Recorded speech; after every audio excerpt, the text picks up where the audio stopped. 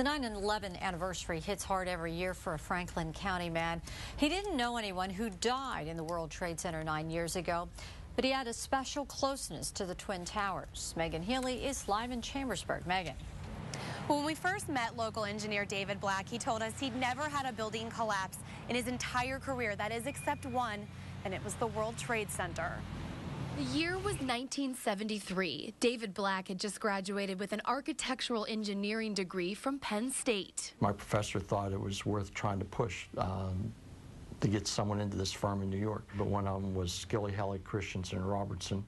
The young graduate was brought on as the firm's first hire right out of college.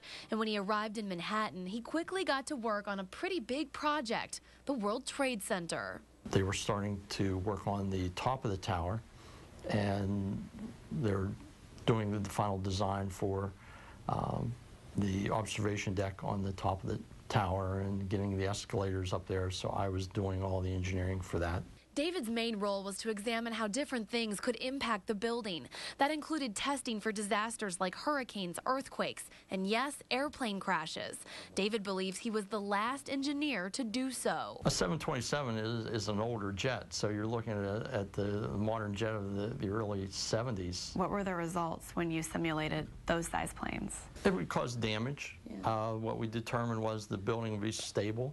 Would be able to take the impact of that, work within the movement and stresses in the building.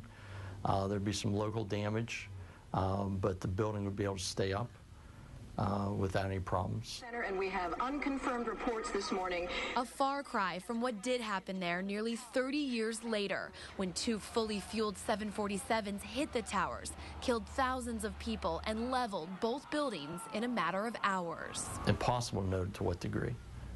That they would come down the way they did, even. That they sort of came down as a pancake right on top of each other and didn't go laterally and crash into more things. David, who had moved to Chambersburg in the early 80s and has since opened his own firm, was at a conference, ironically, about building safety that day. It's still hard for him to think back. I'll get emotional by that. That's how it felt. Very, you knew the people, and that's the worst thing. Buildings you can put back up, but the people is just horrific. And David says despite what happened 9 years ago, he does believe we'll continue to build skyscrapers in this country. He says that with innovations in building materials and fire protection engineering, as well as new ways that are being developed to help people get out of buildings, there are many, many ways that safety can be improved here in the future. Back to you. Megan Healy live in Chambersburg. Thank you.